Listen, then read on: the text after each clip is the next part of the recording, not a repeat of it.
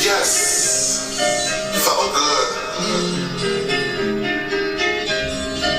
Oh no, man. Who ain't the ones to be fucked with? CV. Oh no. Why you bitch niggas wanna play with me? Oh no. Tell me why these bitch niggas wanna try to play with me.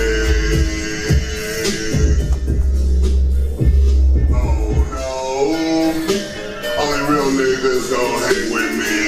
Real niggas around here, my circle. Swears. Oh no. This is CEVNGFC. Oh no. Through the city with the top down. Mama got a fat ass, keep her head down. I'm the man in my city, you can stop now. It's Fellagood in this bitch, I'm hot now. I don't smoke squares unless I'm smoking kill. She sucking my dick, she do it just for the thrill. What up, though? It's your boy Goody. And I'm Big. And welcome to the Goody and Big Show. Yo, yo, yo, yo, yo, what's good? It's Goody, and welcome to Goody and Big episode 4, No Church in the Wild. And what y'all just seen previously was, EBP Productions, Evans Brothers Productions out here in Blaine. I told y'all previously I wanted to show y'all what their studio looked like. And it looked, I just want to give y'all a little piece of that. If you want to come and get your record your session, buy you some beats, do your thing, whatever. They have affordable prices and they're booking now. So I just wanted to plug that. But what's good? This is Goody and Big. I know y'all like, well, we're Big. Well, Big has something to do, man. Shit, he has some business to take care of. So, he couldn't make it to this episode, but it's all good because there's plenty more to come. I might not be available one day. It might just be good. It might just be Big. But it's all good. It's still Goody and Big. And like I said, we back at it again. Episode 4, No Church in the Wild. Now, my AC broke in this bitch. So, pardon me if I get extra parts today or be sweating or some shit because the AC ain't working in this joint. I don't know what's going on. But that's cool because the show must go on. Like I said earlier, if you follow me on Facebook, follow me on Goody and Big on Facebook, YouTube. Earlier, as you can see, I got my wristband still on. I was in the hospital for something minor. Actually it was a false alarm. Nothing big, but I had to check that out, but it was good that I was there because I could share the experience, On previous shit I said when I've been in the hospital, that bitch was a ghost town. Motherfuckers was in there not doing nothing. It's just, I find it quite odd, I find it quite odd that every time I go to this goddamn hospital and all the shit that I heard about all these sick people and all this and that, I don't see a motherfucking thing when I get to the motherfucker. Every time. Them people in there cooling. But yeah, it is what it is, man. Like I said, no church in the wild, baby. And with that being said, I'm going to start right off the rip and jump right into the Bible. Now, I ain't going to always be about that, but you know what? In life, all things do come back to the Bible. It all come back to doctrines that you subscribe to, right? So I'm gonna start with Sodom and Gomorrah, okay? Now everybody know that story, okay? And I wanna briefly talk about how that story from the Bible and many other stories promote pedophilia and the agenda that pedophilia has. And like I said in episode 3, pedophilia has become a normalized thing in our society. Before you know it, will be no charges for it. People get heavy. I know somebody locked up for a whole salt buck. Salt buck means 10 years for weed and shit. But a motherfucker I know right here in Minnesota was this dude that raped 7 children. And he's on like 4 years probation. No jail time. So you can't, there's no debate about pedophilia and where it's coming and where it's headed. And it was been coming and now it's here. And it's easy to see what that could look like. So in Sodom and Gomorrah, right? Everybody know the story, but if you don't, I'm going to just kind of summarize it. You got a family that was in this town. These are towns. Sodom and Gomorrah is a town, right? Might be 2 different towns or the same town. Nevertheless, I'm a little rusty on Bible stuff because I don't fuck with the Bible, but I used to be into the Bible heavy, so I remember a lot of the stuff. It's a town that pretty much was cursed, and God told this family, I forget his name, I should have had it pulled up, I apologize for not being prepared, but it was a man, a wife, and he had 2 kids. I don't know if his name was Samuel or whatever. Nevertheless, a wife, husband, 2 girls, living in this town, and I guess one of them heard, or God talked to them and told them that they're gonna save them. They're to leave the town because he's gonna curse. The town is cursed. Except for them, there's no righteous people in the whole town. Only their family deserve to live out the whole town. And he said he's gonna scorch the town. And he told them when they leave, when he scorched that motherfucker, do not look back. Keep going. Go keep headed to the mountains, right? Keep going. So they obey. They obeying God. So they leave, right? The family, they leave. They get to leaving. And as they leave, God doing what he said he's going to do. He's scorching the town. Everybody dead. He's scorching everything. And he said, nobody look back. So everybody walking. And all of a sudden, the wife looks back. I forget her name. Y'all can figure out the names. And you know the story. Then you know the names. She looks back and immediately turns into stone or whatever. Like she looked at Medusa. And she just kind of like Thanos snapped. And just turned into rock and dust. The bitch dead, right? She's done. The kids and the dad keep going. Don't look back. They make it away. Okay? They go into the mountain. They find some spot in the mountain and they chilling. And they days after or the day after, they looking over the town of Sodom and Gomorrah and they see it's all dust. Like I said, like Thanos snap. It's over, right? So they don't know what to do. They're the only people left on earth, I guess they think, or whatever. So it's just the dad and the 2 daughters, okay? And so over a period of time, them just in there chilling and trying to figure out what they're gonna do. I guess the girls must have came up with a plan that they need to rebirth the world or whatever. So they're young, they're underage, and they get their dad drunk. They schemed a plot to get their father drunk and got him drunk, and both girls have sex with him. This is in the Bible. They have sex with him and they have babies. And those babies' names that they have are prominent to the characters that's been put forth to you in the Bible, because they're saying this is how things repopulated. Almost like a spin-off of Adam and Eve in a sort of way, right? So they dad get them pregnant without knowing, because he's drunk. They got him drunk, and now they got babies and all this shit, and they repopulate, and the story goes on, blah, blah, blah. Bullshit, right? My point being, that's pedophilic nature. That's an agenda right there in itself, that whole story, to make something that ain't right feel like it is right, when you know it ain't right, right? So that's that. That's why I call this episode No Church in the Wild, because we in the wild, but there's plenty of churches. There's plenty of them. And there's many stories in the Bible that'll shake or rattle your foundation. But it is what it is, man. Pedophilia is at an all-time high with Epstein and his dual agent ass. We'll talk about that, and just all the shit that's going on. I don't know if y'all heard about in Australia and another city. They just busted a whole pedophile ring, 100 children. This was just yesterday, and the shit's just hitting the fan. Just like most of us is coming more into the light and coming more within who you are and yourself, things is just hitting the fan, because all things done in the dark comes to the light. There's no doubt about it, right? So that's why you see this shit happening. But all along, they've been trying to massage in this agenda for pedophilia in many ways, and we all know it to be true. And so I just wanted to bring that up about the Bible, that story, just to give you a glimpse of the doctrine, if you will, that people subscribe to and don't even think twice about it, going with the flow, so to speak. And okay, so that's that. But also, I like to say, don't share if you're scared. This ain't an attack at nobody. I love everybody. I'm peaceful with everybody. Let me shoot my disclaimer. This is no way, in no shape, form, hate speech, just voicing my opinion. I love everybody. I love everything. You know, it's just certain things that I don't subscribe to personally, okay?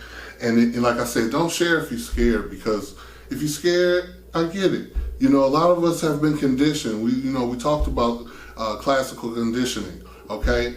And I breezed over that before, but we're conditioned. And we've been conditioned to certain things, so when you can't help some people worry about what other people think about them.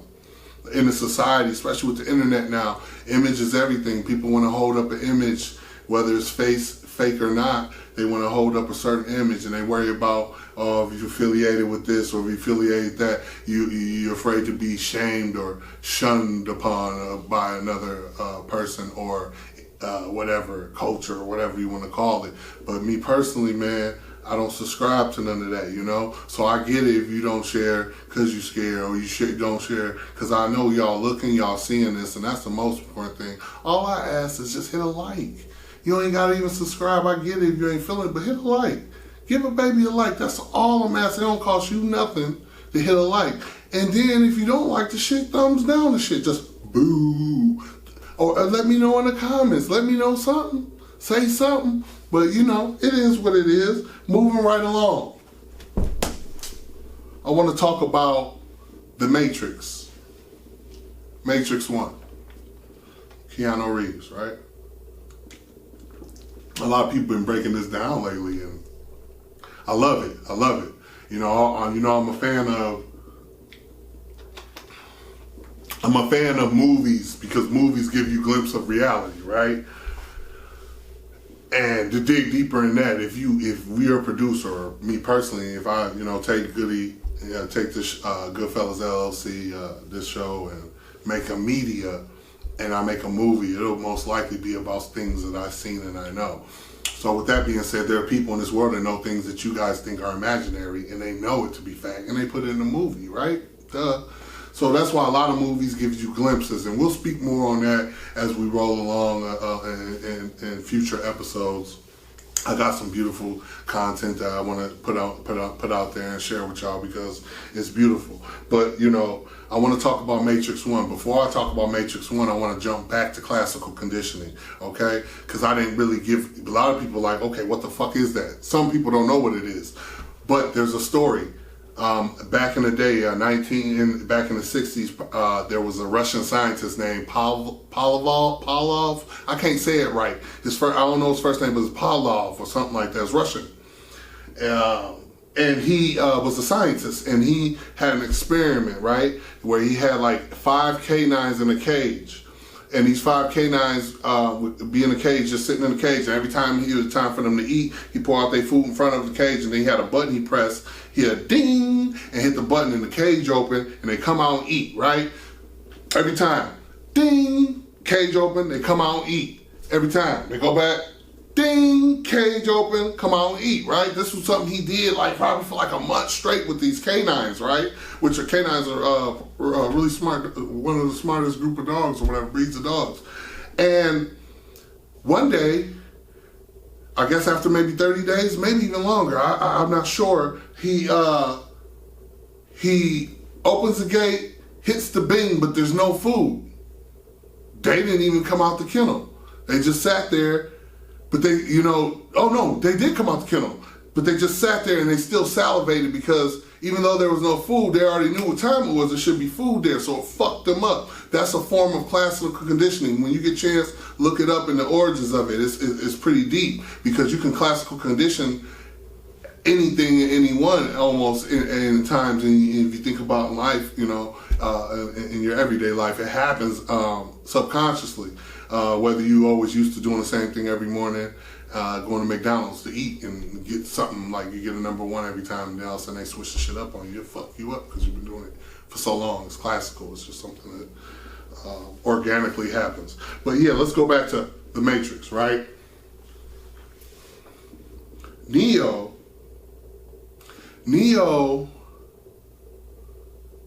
was, how should I say this? Okay, no, the final scene, right, in The Matrix 1, this is when he running and they get him in the hallway. He opened the door, bam, Mr. Smith right there, he unload the clip in him, bah, bah, bah, bah, bah, bah, bah, bah, bah, bah. Unload about 30 bullets in him. Neo dead. He slumped. Smith walk off down the hall towards the elevators or whatever, where the other 2 agents or 3 agents are, and all of a sudden Neo gets back up, right? Now this is what I want to talk to y'all about, the moment he got back up. It's so important. When he got back up, Mr. Smith, they look back at him, what the fuck, I thought he was dead, And he do his little, like no blood, no nothing, he renewed, right? And it was at that moment, he looked up at them and he seen what? Numbers. And those numbers is symbolic to something, right? Because everything in the Matrix now, he can see numbers. The elevator, the door, everything's a number. Whatever the number is coded, right? Pay attention. Pay attention. It's coded, right? So Smith like, oh, fuck that. They all pull out their guns and ooh, unload. Remember? Boom, boom, boom, boom, boom. And what this motherfucker do? He don't duck. Remember dodging the bullets and all that shit when that was all hip and shit? That was the main goal, to learn how to dodge them. But nigga, fuck dodging them. This nigga said, no. No. No. That's what this motherfucker did. The bullets came, he said no, and the bullets stopped. And just mid-air stopped. This nigga picks up the fucking bullet and looks at it. Why? Why did he realize he was the bullet? Do you get it? I'm gonna say it again. It was at that moment that he realized he didn't even need to dodge a bullet. He didn't even need to do nothing, because he just said, no, I'd rather not, because I'm the bullet anyway. He realized he was one with the universe. He was the one. Remember? Everybody say, remember when you seen the Oracle? Oh, no, he ain't got it. She knew he had it, but you got to tell them, motherfucker, they ain't got it sometime. And then they realized they got it. Neo knew he was the one. He was everything. Why? How can I prove that?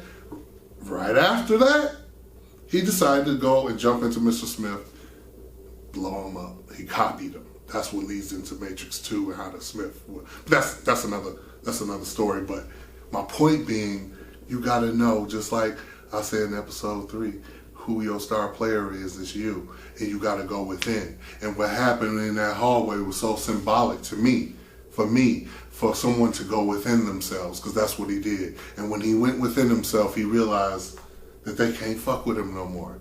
No to the bullets. I'm gonna copy, eat your ass, and I'm the shit now.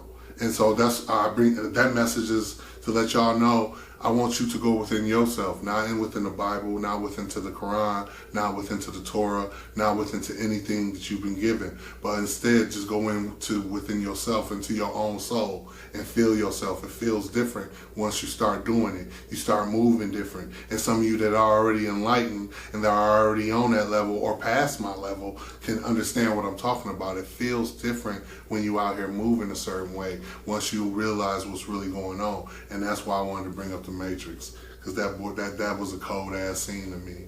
And that movie was made by somebody that knew what the fuck they was talking about. Is the same shit I'm talking about. You know what I'm talking about? So yeah, man, I'm going right back in. I'm gonna end on that note with the Matrix, and I want to talk about Epstein, right? I mentioned Epstein a little bit ago. We talked about him before. He's a big deal. He's a big deal for a lot of reasons. I'm in the future, I want to make like a big ass board so I can just show y'all the spider web. The spider web touched a lot of different. If you had a map and put Epstein in the middle of the map, you could take little strings and draw them to a lot of different states and a lot of different people, right? It's hot in here. Epstein was a dual agent. I said that a minute ago. He's a dual agent. And what that means when you're a dual agent, there's been many cases of this happening in the past where someone have a dual agent be a dual citizen. When I say a dual agent, I mean a dual citizen, right? And I call him agent because if you're a dual citizen and you're over here, you might be considered a spy to most, right? So he was a citizen. He had citizenship in Israel, but he also had a citizenship here in the United States, right? And it's happened many times, like I said, in the past, where someone would do something in America, but they would have diplomatic immunity, right? That's what that come from. it's a form of diplomatic immunity because you can go if I'm from Israel and I got dual citizenship in America, I can blow a motherfucker brains out here and just bounce and go to Israel and most likely get away with it because the motherfucker can't touch you. Especially when you got money like Epstein had, they're gonna protect him and you know he good. And that's happened in the past with other cases too, where people bounce back to their homeland and get away with shit with the clause of diplomatic immunity. So Epstein was a dual citizen of both. So I don't believe the motherfucker dead. Of course, it makes sense why he would be dead because he could give up so many people, but they take care of their own, so I don't think he dead at all. He probably back in Israel with a facelift, kicking his feet up, still doing the same shit that he was doing right here. But that's just crazy because he ain't, you know, you remember when Kanye said, Russell ain't the only Russell, well, Epstein ain't the only Epstein, unfortunately. He's just one that got caught, if you will. You know, and same thing with Maxine Maxwell, whatever, his chick that was caught up with him, that's supposedly in jail now. She also was a dual citizen. So, you know, and with that came, you know, information, anything that he learned, or some might say that he blackmailed a lot of these people that he got on these sealed indictment and blackmailed them into getting into that shit that they were doing with the child sacrificing and all the prostitution and all the shit that they was into, right? He might have brung people in and got them caught in it and then held that over their head or whenever needed be for financial gain or whatever the case. So the shit's heavy and it's just crazy to see something like this with your own eyes. You see movies and stuff like that. And even with COVID-19, you know, you see movies, but it's one thing to see a movie. It's a whole nother thing to be in the movie. And we're in the movie right now. And this motherfucker was cold. He was off the chain with that shit, right? Moving right along past his pedophile ass, right? I like to say one thing. And like I said, you know, I want to say one thing. That motherfucker Epstein, cold motherfucker, but he ain't the only one. It's a lot of more pedophilic, nasty motherfuckers running around here with immunity to do what the fuck they want to do. And that shit gotta stop some way, man, somehow. Because that shit crazy. But I want to talk about black intelligence, okay? What black intelligence means to me is someone like myself. I consider myself to be very intelligent. Man, you know, you're supposed to evolve in life. I was talking about this earlier on my on Facebook. You're supposed to evolve. There's nothing wrong with evolving. If you're still the same person you were when you were 15, like I'm 37, right? About to be 38 in September. Virgo, let's go.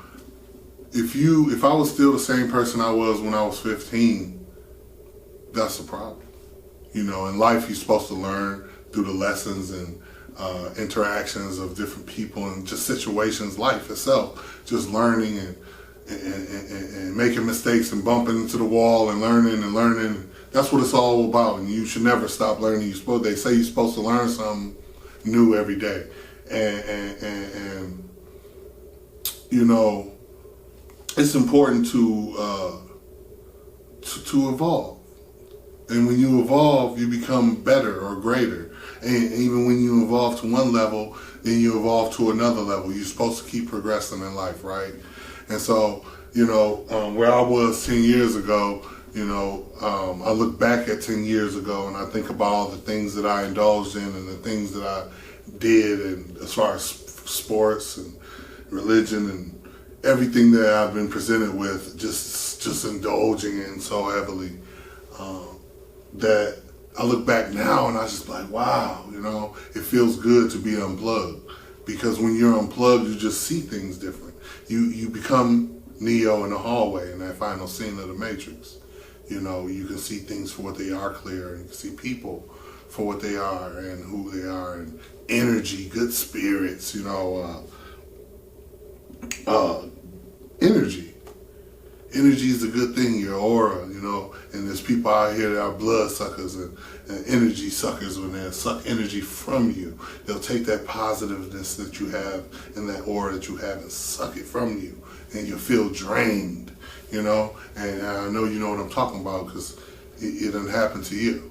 And so again, evolving is important, and I feel like I've evolved to a whole nother level. I've leveled up myself over the last 10 years and really, you know, still working on trying to go within myself and find out who I am. And I find along that path is a lot of knowledge, and knowledge is key, because if you don't have knowledge, then you got nothing. And so black intelligence is something that I wanted to speak on, because I think I'm intelligent. There's a lot of people out there that are intelligent, but the message is evolve into your next level, level up on yourself and your mental, get your head right, and the most important part in doing that is not following nothing or anyone else, but starting right on your own shit, which brings me to my next point: standing on your square. Okay? I want to say niggas need to stand on their square out here. You know what I'm saying? I said it once and I said it again. You are who you say you are as a man, or who you are. You need to stand on your square. And I want to talk about Snoop. I want to talk about Snoop Dogg and Nick Cannon for a minute, because them niggas, in my book, is cooning.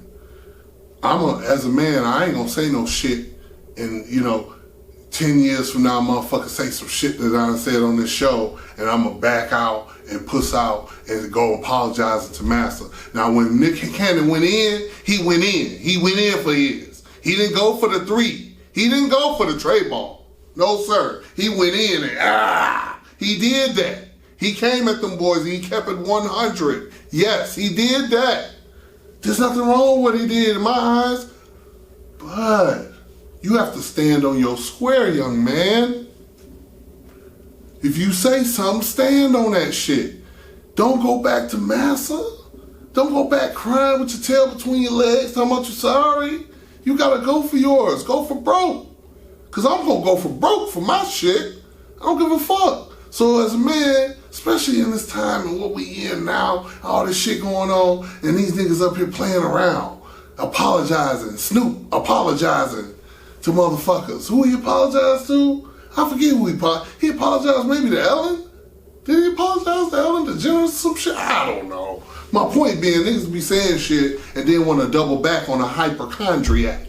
And I ain't with that. That shit's whack. You know what I'm saying? Say what you say, mean what you say, and stand on that shit. That's all you got. Like Tony Montana said, all I got is my balls and my word. That's real shit. That's all you got out here. So if you out here faking and fronting for nothing, you act like you standing on some shit and ain't standing on the goddamn thing. So I'm just going to leave y'all with that, man. And then I'm going to swing, since I brought her up, Ellen DeGeneres, I'm going to bring her up and we're going to touch on her. We need to get her out of here. What's your opinion? Tell me right now, down in the comments. We got to get Ellen up out of here. We got to get her out of here. Yeah, we got to get Ellen up out of here, man. She's got to go. She's got to go. What do you think? What did she do? Oh, no, she ain't got to go because 20 years ago she called some intern at her office fat. No, that's not why I think she got to go. In my opinion, she got to go because she's wicked. She's wicked. That shit ain't nothing compared to what she got going on. And I seen photos with her with an ankle monitor on. I seen her with an ankle monitor on. I seen it. Did you see it? You might have seen it. Go see it if you ain't seen it. I seen it. I feel like she got an ankle monitor on because she might have one of them sealed indictments on her ass, right? Possibly. And what for? Well, when you in Hollyweird, they do a lot of weird stuff. And I think she was involved with Epstein, just like a lot of other people we've mentioned that's involved with him and many others. Yeah, she's bad. She's bad for business. Get them all the fuck out of here. All of them gotta go. You gotta throw everybody away in the trash damn near. Everybody gotta go. Everybody gotta go. And it looks like the way things have been moving, they are going. So, with that being said, I want to swing to Kevin Hart, bitch ass. That's right. Like he, funny man. That's right. That's what I said. Kevin Hart, motherfucker. Fuck Kevin Hart. His new name is Coonan Hart, motherfucker. That's his name, Coonan Hart. Why? Why he gotta jump out the roof and try to save this bitch, Ellen? What he apologizing for her or sticking up for her for? Because he been on her show and he was told to. He didn't just do that like he's supposed to be a real nigga. He just didn't say, oh, I don't like how they're doing Ellen and I want to. No, fuck that. That nigga on some Coonan shit. He should shut the fuck up. So he's Coonan Hart now. And I think he, is a great comedian. I like his work. But when he did that, he turned to dirt. That rhyme, I'm going to copyright that. It was called Bars. No, Coonan Hart. What the fuck is you coming out the closet?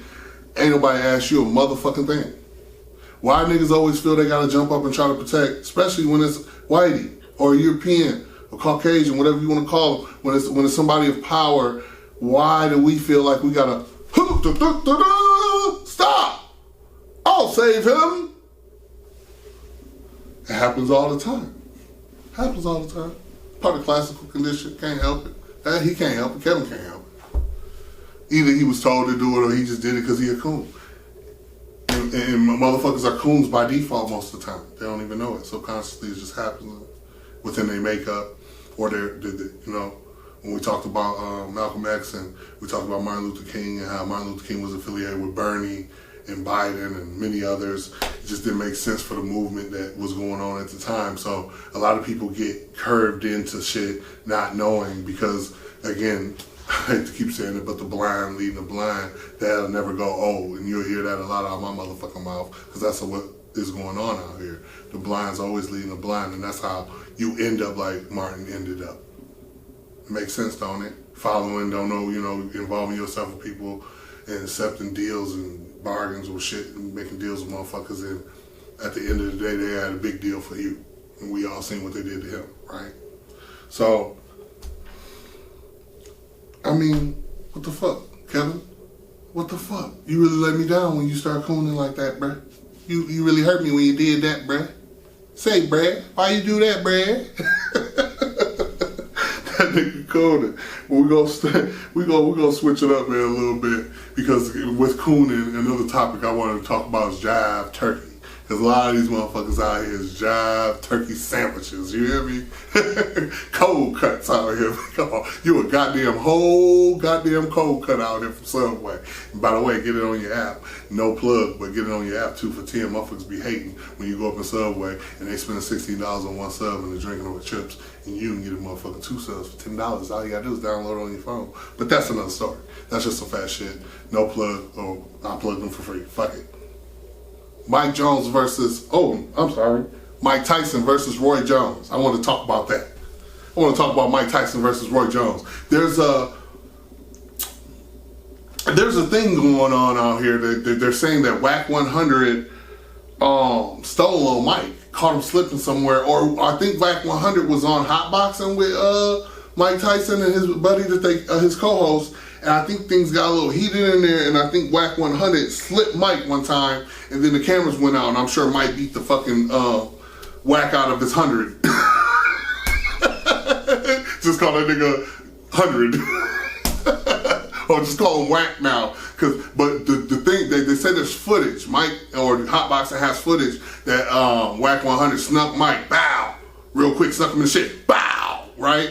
And then after that, things got rough, and then cameras went out. I don't know how true it is, because then Whack 100 put up some shit. Whack 100 put up a fake video of somebody stealing on somebody that looked like him, stealing on Mike, and it wasn't Mike. So I don't know how true that is.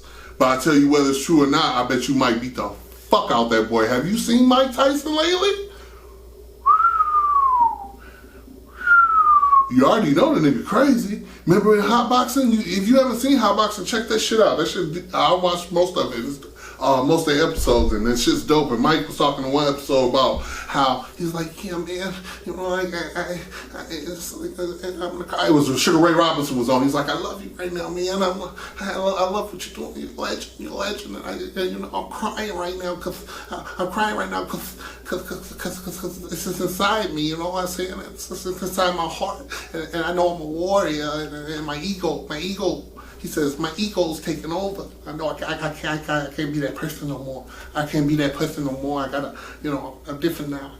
That's locked away. But if it ever comes out, I know what happened.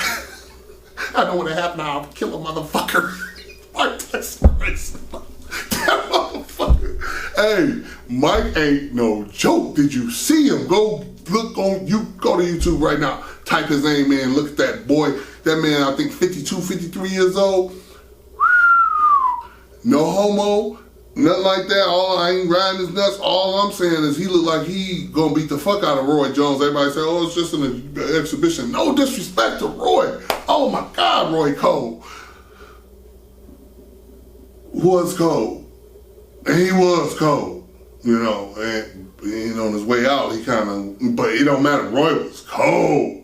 Don't get it twisted. But, you know, when that warrior comes outside, you know, when I can't hold it anymore, and then my ego,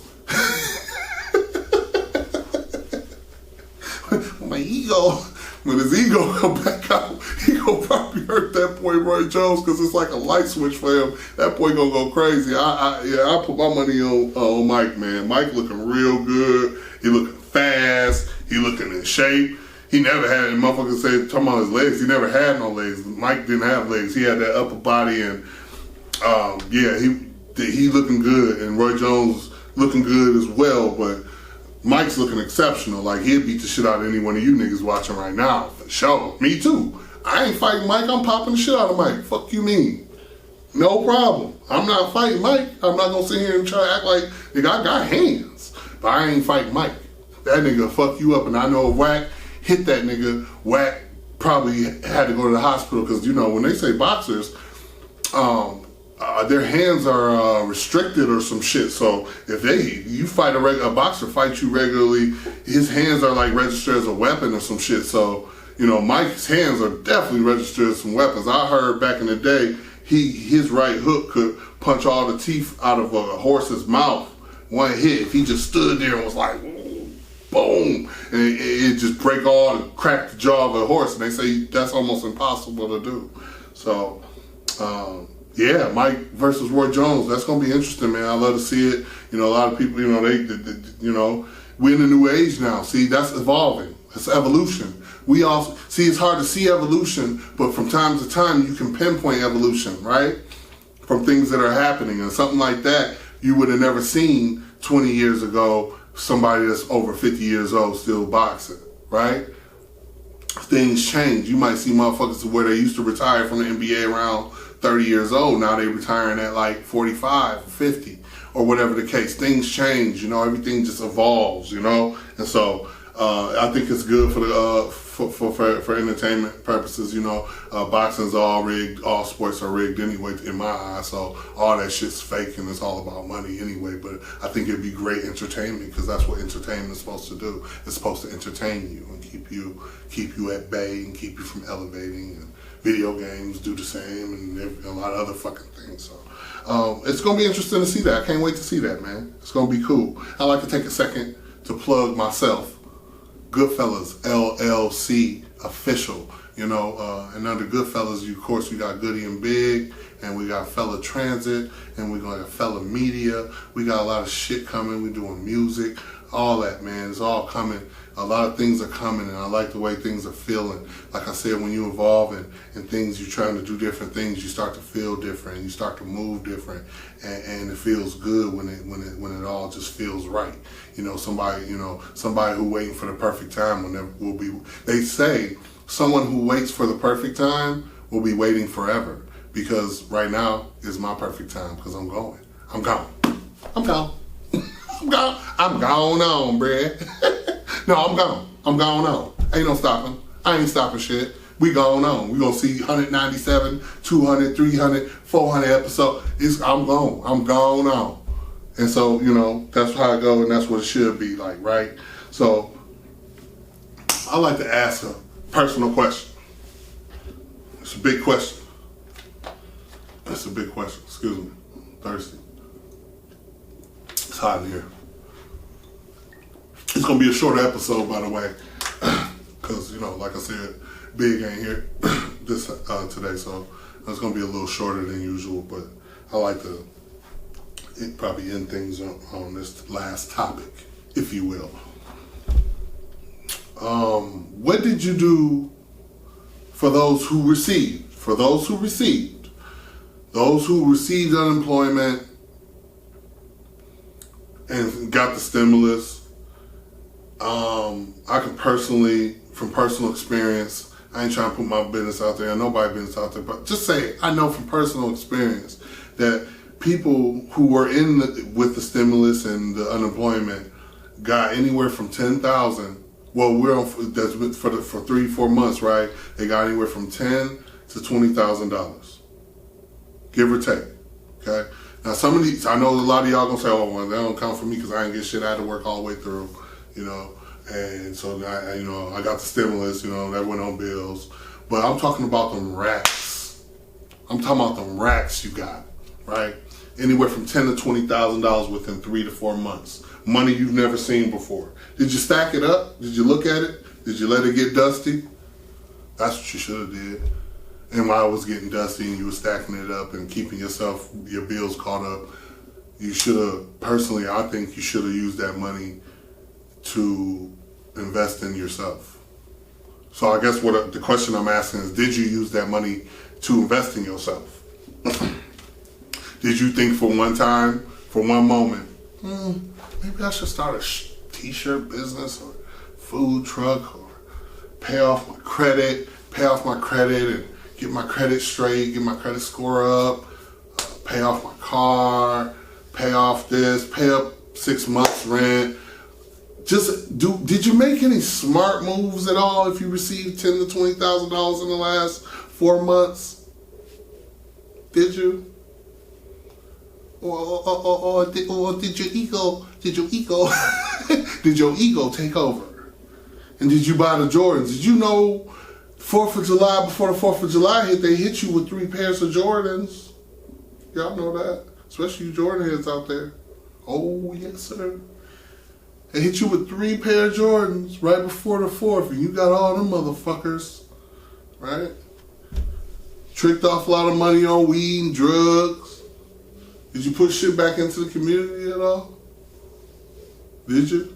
Did you do anything that you should? Did you invest in? My main question is, did you take the time out to think, maybe I should be somebody or do something with myself and invest in myself? Because everybody always talking about they waiting for the chance and opportunities with them. Say what you want, say what you will, but motherfucker just got hit with about 10 to 20 bands, period. Right? And not once did you think, and if you did, great. Fucking awesome. Totally did. If you did, great. I'm not talking to you, okay? You need to pat yourself on the back if you took the opportunity to do something for yourself, to invest in yourself, okay? That's what I'm saying. Yeah. Like I said, you know, did you do anything for yourself? You know, I really care. I really care. It makes me mad that when I'm on Facebook or social media, I see people talking about, oh, they waiting for a stimulus, another stimulus. What Trump finna do? What's gonna happen with the... fuck all that. Like, you had bands, and you done ran through them bands and had no plans. And now you out here looking bad again. Like, motherfuckers ain't used to having shit, but a motherfucker should have definitely took advantage of this opportunity to do something, to level up, to make a move, some kind of move, you know? You know, I ain't here to tell you what to do, but me personally, I definitely took advantage of this shit. You know, stacking is the name of the game. If you ain't doing that, you're lame. You gotta have a bag. You know, everybody talking about a bag and securing a bag, but don't have a bag. And if you get a chance to get a bag, do you know how to hold on to the bag? Do you know how to double the bag? You know how to put something aside and let it get some dust on it. You know, in Bad Boys 1. Or was it 2? I think it was 1 when they had the dude they was after had all that money in the fucking attic. And his problem, he was so motherfucking rich that rats was eating his fucking money. And that's what I mean by getting dust on it. Let the shit sit for some years. Let some equity come. Let the money put let some. A Jewish man will tell you it's all about the interest. The interest. Okay. It's all about the interest, man. You can make $100,000 work for you. You know, if you get it. You know. So my whole thing is the ones that went out there and misappropriated the money and spent it on drugs, Jordans, fashion, tricking off, food. I mean, damn. If that's what you did, you did you. If doing you consists of you never going nowhere, then that's you. I can't, I ain't hating on you. I just, I'm trying to, this is all about, the reason I wanted to do this podcast, I want to make people aware, and I wanted to make people think outside of themselves and think outside of the box. I promote going within. I believe in you. That's right. I believe in you. And I want you to believe in you, because I believe in me. You know what I mean? It's a circle of life, baby. It's beautiful. You should be always evolving and always progressing in life. And if you get an opportunity, especially like a lot of people have, and I know a lot of people out here bossed up and made some power moves. I know people who started their own food business, started their own clothing line. I know people out here doing their motherfucking thing, and they took that money and invested it and flipped it and shit like that. And that's what's up. That's what you're supposed to do, my nigga. But if you out here just doing the same old shit, you insane, because you just doing the same old shit, expecting different results, and that's never gonna happen because you ain't changing the way you moving out here. You know what I'm saying? And it is what it is. But with that being said, I like to close things up on episode 4. You know what I'm saying? Goody and Big. Yeah, feels good, baby. Yes, sir. Yeah, still got that little band on, tear the shit off. You know what I'm saying? Goody and Big, episode 4. No Church in the Wild. Goodfellas LLC. Yes, sir. We out this bitch. I appreciate all y'all. Shouts out to everybody who support, and shouts out to everybody that don't support. And everybody, if you could please take a time out, small couple seconds, and smack that like button. Subscribe if you want to get all the notifications, and every time I drop it, just bing, pop up on your shit. Oh, there you go. It's going down. Yes, sir. Please like, share, and subscribe. And until next time, next week, I'm out. Peace. Love all y'all. Yes, sir.